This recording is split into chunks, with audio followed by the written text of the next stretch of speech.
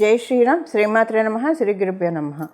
2025 సంవత్సరం అక్టోబర్ 24వ తారీఖు నుంచి 2025 సంవత్సరం నవంబర్ 2వ తారీఖు వరకు ఈ మధ్య కాలంలో ఏదైతే ఉందో అంటే 24వ తారీఖు నుంచి 2వ తారీఖు వరకు ఖగోళంలో ఒక విశిష్టాంశం చోటు చేసుకోబోతుంది. గ్రహస్థితుల రీత్యా ఇదేంటంటే గ్రహమాలిక యోగం. ఈ గ్రహమాలిక యోగం కర్కాటక రాశి మొదలుకొని వృశ్చిక రాశి వరకు ఉంటుంది. మధ్య మధ్యలో ఇలా గ్రహమాలిక యోగాలు గోచార రీత్యా ఏర్పడుతూ ఉంటాయి. ఎప్పుడు ఏర్పడే ఎప్పుడు వచ్చే గ్రహమాలిక యోగం ఒక ఎత్తు అయితే, ఇప్పుడు మనకి ఈ సంవత్సరంలో 2025 సంవత్సరంలో ఖగోళంలో ఏర్పడుతున్న ఈ గోచారంలో ఏర్పడుతున్న ఈ గ్రహమాలిక యోగము చాలా విశిష్టాంశాలతో కూడి ఉన్నది. దానికి కారణం ఏంటంటే, మొదట అసలు ఈ గ్రహమాలిక యోగం ఏర్పడటానికి కారకమైన గ్రహాల గురించి మనం తెలుసుకుందాము.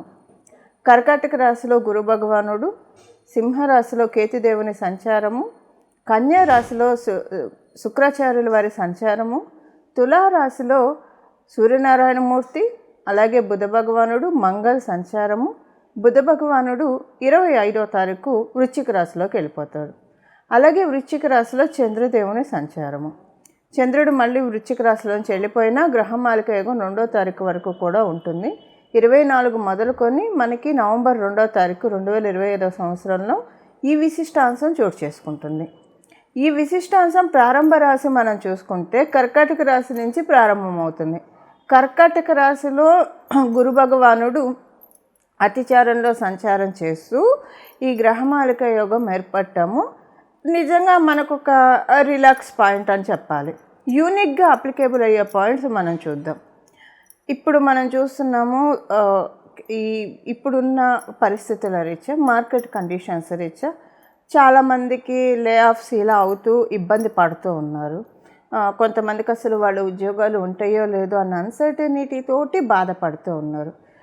ఇలా బాధపడే వాళ్ళకి అదే కాదు, మామూలుగా కూడా వృత్తిరీత్యా ఎదుగుదల లేదు, ఎదుగు బొదుగు లేని జీవితం అవుతుంది అన్న బాధపడే వాళ్ళందరికీ కూడా ఒక వరాల జల్లుని, అంటే ఒక చిన్న ఇంటర్వెల్, ఒక చిన్న బ్రేక్ ఇవ్వడానికి ఈ గ్రహమాలిక యోగము గోచారంలో భగవంతుడు కలగజేస్తూ ఉన్నాడు. ఇప్పుడు ఎవరెవరైతే ఈ కండిషన్స్లో ఇబ్బంది పడుతూ ఉన్నారో వాళ్ళందరికీ ముందు ఒక ఊపిరి తీసుకునే సమయం దొరుకుతుంది.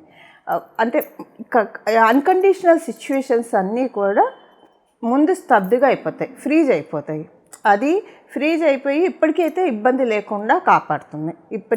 ఇప్పటికంటే నా ఉద్దేశం ఇక్కడి నుంచి ఒక 8 నెలల వరకు మనం తెలుసుకునే ఇప్పుడు మనం తెలుసుకునేది ఇది షార్టర్ పీరియడ్ ఆఫ్ టైం అయినా దీని ఇంపాక్ట్ ఒక 1 ఇయర్ వరకు ఉండొచ్చు కాక, లేదా 8 నెలల వరకు అయినా సరే కనీసం ఉంటుంది.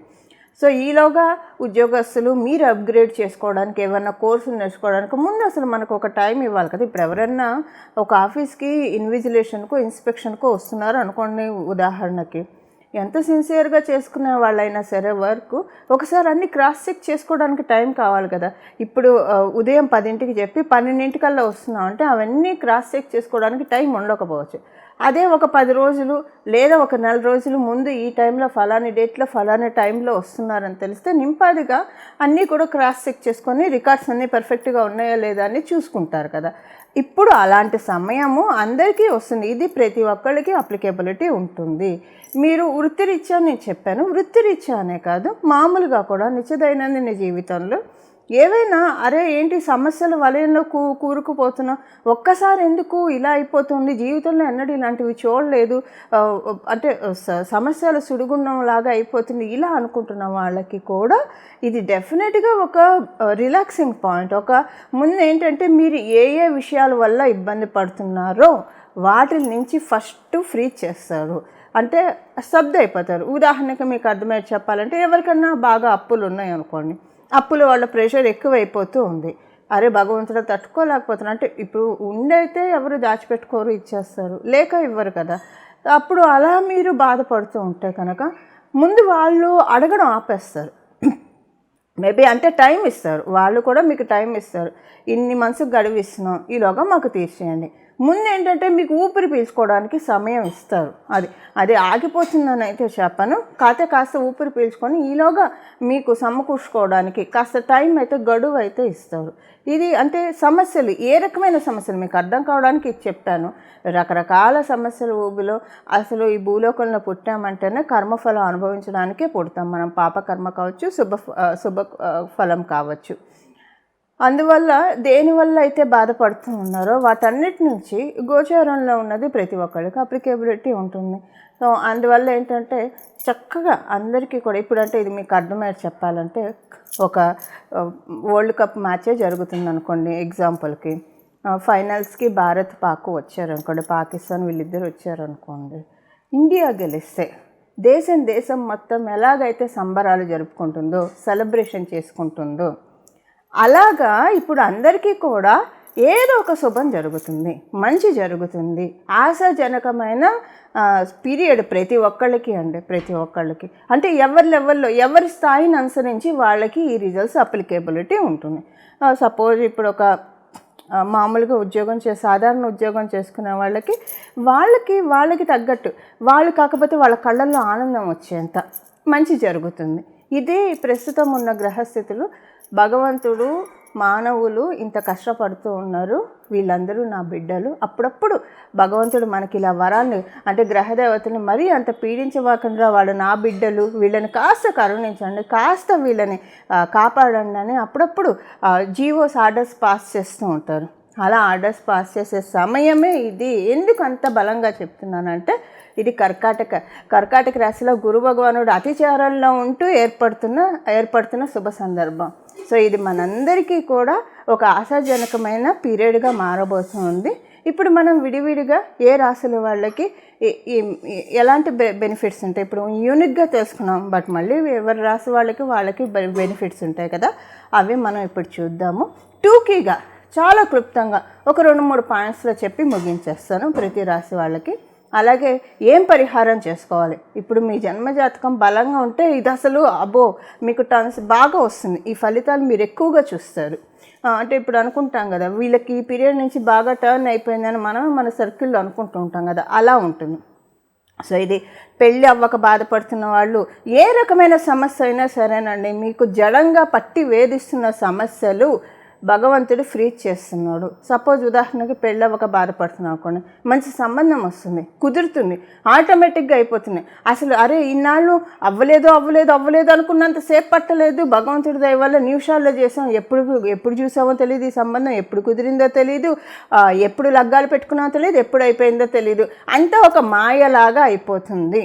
ఈ మాయను కలిగించేదే విష్ణుమూర్తి, అమ్మవారు, పరమశివుడు మనందరికీ బ్లెస్సింగ్స్ని ఇస్తూ ఉన్నారు. నేను చివరిలో రెమెడీ చెప్తాను. ఈ రెమెడీ ఎందుకంటే పరిహారం ఎందుకంటే మీ జన్మజాతకం చాలా బాగా ఉంటే ఇది అసలు చాలా మంచి ఇంపాక్ట్ మీకు చూపిస్తుంది.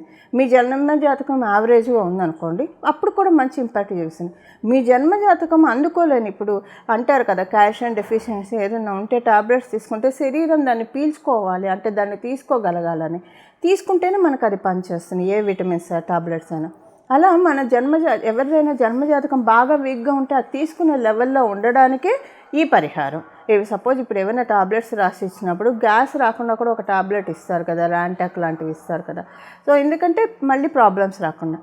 ఇప్పుడు పరిహారం ఎందుకంటే మీరు అబ్జర్వ్ చేసుకోవడానికి, ఒకవేళ జన్మజాతకం బాగోలేని వాళ్ళు అబ్జర్వ్ చేసుకోవడానికి, బాగున్న వాళ్ళకి ఇంకా ఎక్కువగా వరాన్ని అందుకోవడానికి, వీటన్నిటికీ. సో ఎక్కువ వస్తే ఏమన్నా చేదండి, మంచి ఫలితాలు ఎక్కువ వస్తే ఏమన్నా చేదా. అలాగా ఇప్పుడు మనము ప్రతి ఒక్క రాశి వాళ్ళకి 2-3 పాయింట్స్లో ఏ ఫలితాలు వస్తాయో చెప్తాను. అలాగే చివరిలో పరిహారం చెప్తాను. మీరు ఇప్పటివరకు ఏ పరిహారం చేసుకోకపోయినా ఇప్పుడు మటుకు ఈ పరిహారం చేసుకునే తీరండి, అస్సలు విడిచిపెట్టకండి. ఖచ్చితంగా చేసుకోవాల్సిన పరిహారం ఇది. అప్పుడు మన అందరికీ కూడా సన్మంగళాలు జరుగుతాయి. సరేనండి. ఇప్పుడు మనము ఒక్కొక్క రాశి వాళ్ళకి ఎలాంటి ఫలితాలు ఉంటాయో చూద్దాం. మేషరాశిలో పుట్టిన వాళ్ళకి ఇదేంటంటే ఈ గ్రహమాలిక యోగము మీకు 4th హౌస్ నుంచి స్టార్ట్ అయ్యి 8th హౌస్లో ఎండ్ అవుతూ ఉంది. ఇదొక మంచి ట్రాన్సిట్ అని చెప్పాలి. ఏ విషయాల్లో మీకు మంచి చేస్తుంది, కుటుంబంలో ఏమన్నా అసంతృప్తికరమైన వాతావరణం ఉంటే అవన్నీ సర్దుమణుగుతాయి.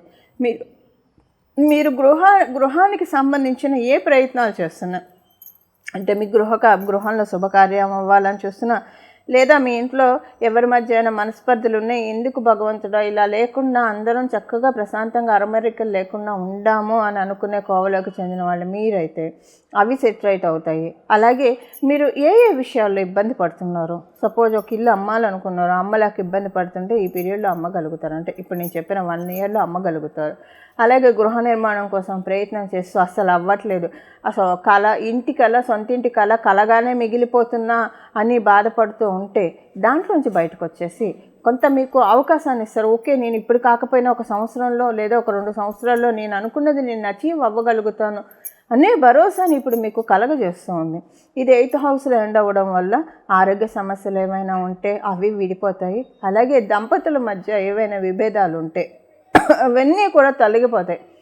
అంటే భగవంతుడు ఎరేజ్ చేసేస్తున్నాడు మొత్తం మీకున్న ఈ ప్రాబ్లమ్స్ ఏవైతే ఉన్నాయో వాటిని ఎరేజ్ చేస్తున్నాడు. ఎరేజ్ చేసినవి మళ్ళీ రావా అంటే అది మన బిహేవియర్ మీద, మనం చేసే పనుల మీద ఆధారపడి ఉంటుంది. ప్రస్తుతానికైతే ఫ్రీజ్ చేస్తున్నాడు. ఫ్రీజ్ చేసింది ఫర్ ఎవర్ ఎరేజ్ చేసుకోవడానికి అవకాశం కూడా ఉంటుంది. అది మనం నిత్యం చేసే మన కర్మల ద్వారా తెలియక కూడా తెలియక కూడా మన ఇబ్బందుల్లో పడకుండా ఉండడానికి భగవంతుడి పాదాలు పట్టుకోవడం మాత్రమే మనం చేయగలిగింది. ఇవి మేషరాశి మేషలగ్నంలో పుట్టిన వాళ్ళకి ఫలితాలు. పరిహారం ఇప్పుడు చూశారు కదా, మీ రాశి వాళ్ళకి ఏ ఫలితాన్ని ఇది ఇవ్వబోతుందో. ఇప్పుడు పరిహారం చూద్దాం. పరిహారం ఏంటంటే, మీకు ఇప్పుడు మనం తెలుసుకునే ఈ సమయం 24 నవంబర్ నుంచి 24 అక్టోబర్ 2025 నుంచి 2వ తారీఖు నవంబర్ 2025 సంవత్సరం వరకు దీని ఫలితాలు రాబోయే సంవత్సరంలో మనం చూస్తాము, అందరం కూడా చూస్తాము. దానికి బీజం ఇక్కడి నుంచి పడుతుంది. మీరు ఈ సమయంలో మీ ఇష్టదైవాన్ని ప్రతిరోజు కనీసం ఒక అరగంట అన్నా ధ్యానించాలి. అది మ్యాండేటరీ. మీరు ఏ సమయం అన్నా తీసుకోండి, ఒక నామజపం చేయండి. ఉదాహరణకి మీకు రామచంద్రమూర్తి అంటే ఇష్టం అనుకోండి, జై శ్రీరామ్ అని మనసులో ధ్యానించుకోండి. లేదా రామభద్రాయ నమః అనుకోండి, రామచంద్రాయ నమః అనుకోండి. మీకు గణపతి ఇష్టం అనుకోండి, గణేశాయ నమః గణేశాయ నమః గణేశాయ నమః అని చెప్పించుకోండి. మీకు అమ్మవారు ఇష్టం అనుకోండి, శ్రీ లలితాంబాయ నమః లలితాంబాయ నమః లలితాంబాయ నమః అని స్మరించుకోండి. ఇలా మీకు ఏ దైవం అయితే ఇష్టమో ఆ దైవం యొక్క నామస్మరణ రోజుకు ఒక అరగంట ఖచ్చితంగా నామస్మరణ కట్టి మీరు ఏ స్థితిలో ఉన్నా చేసుకోవచ్చు. కాకపోతే స్నానం చేశాక శుచిగా చేసుకుంటే ఇంకా మంచిది. లేదు మీకు కుదరలేదు, ఆఫీస్ హడావుడి పరిగెత్తుతున్నారు, భగవంతుడు భావాన్ని మాత్రమే చూస్తాడు, వీళ్ళు నాకు పూజ చేయాలనుకుంటున్నారు కానీ సమయాభావం వల్ల వీళ్ళు చేయలేకపోతున్నారు, అప్పుడు కూడా మీరు మనసులో జపించుకోవచ్చు. ఇప్పుడు మీరు ఒక ఆఫీస్కి వెళ్ళేప్పుడు ఒక బైక్ మీదో లేదా మీ వ్యాపార స్థలానికి వెళ్ళేప్పుడు కారులోనో బైక్ మీదో లేదా ఎంఎంటీ ఏదో ఒకటి పట్టుకొని వెళ్తారు కదా, అప్పుడు మీరు వెళ్ళేప్పుడు ఫోన్లో అవి చూడకుండా మనసులో భగవంతుని ధ్యానించుకోండి, ఏదో ఒక నామాన్ని జపించుకోండి. అసలు ఏ నామం జపించుకోవాలో మాకు తెలియట్లేదు, మీరే మాకు సూచించండి అని మీరు కనుక నన్ను అడిగితే ఇది గురు భగవానుడి ద్వారా ఏర్పడుతుంది. కాబట్టి ఇప్పుడు నేను ఒక నామం చెప్తాను, ఇది ప్రతిరోజు ఒక అరగంట జపించుకోండి. మీరు కుదిరితే స్నానం చేసిన వెంటనే దీపారాధన చేసుకొని అక్కడే పూజ గదిలో కూర్చుని ఒక అరగంట చేసుకోగలిగితే మంచిది. ఒకవేళ అలా చేసుకోలేకపోయారు సమయాభావం వల్ల, అప్పుడు కూడా విడిచిపెట్టకుండా ఏ సమయం కుదిరితే ఆ సమయం భగవద్ పూజకి సర్వకాల సర్వావస్థలు అందు కూడా మనం భగవంతుని పూజించవచ్చు. మనకి గీతాచార్యుల వారు కూడా చెప్పింది అదే, ఈ సమయంలోనే ఆయన్ని పట్టుకోవాలి, ఈ సమయంలోనే అలా పూజించాలి. ఇలా హార్డ్ అండ్ ఫాస్ట్ రూల్స్ ఏం లేవు మనకి భగవంతుడి విషయంలో. ఏ సమయంలో అయినా విడిచిపెట్టకుండా చేసుకోండి. ఇప్పుడు మనం చేసుకోవాల్సిన నామము, అందరూ ఒకవేళ మీ ఇష్టదైవాన్ని స్మరించుకుంటూ ఈ నామం జపించవచ్చు, లేదా మీ ఇష్టం ఈ నామాన్ని జపించవచ్చు, చాయిస్ మీకే వదిలేస్తున్నాను. ఇప్పుడు నామం వచ్చేసి శ్రీ గురు దక్షిణామూర్తయే నమః, శ్రీ గురు దక్షిణామూర్తయే నమః, శ్రీ గురు దక్షిణామూర్తయే నమః. అత్యద్భుతమైన నామరాజం ఇది. గురు భగవానుడు కలిగిస్తూ ఉన్నాడు ఈ యోగాన్ని. ఈ నామంతో కనుక ప్రతిరోజు అసలు ఇది మీరు ఇక్కడి నుంచి 24వ తారీఖు మొదలు పెట్టుకొని ప్రతిరోజు కనీసం 24 నుంచి 2వ తారీఖు వరకు అరగంట చేసుకున్న కనీసం రోజు కూడా మీరు ఒక 10 నిమిషాలు మనం కేటాయించలేమో భగవంతుడికి, చేసుకుంటే చాలా మంచిది. ఎంత అద్భుతమైన నామం అంటే ఇది. ఇంకా మనలో ఉన్న అవిద్యని, మనలో ఉన్న అజ్ఞానాన్ని అన్నీ తొలగించేస్తారు. అజ్ఞానం వల్లే మనం ఏ తప్పు చేసినా, ఏ దోషాలు చేసినా దానివల్లే ఇబ్బంది పడతాము.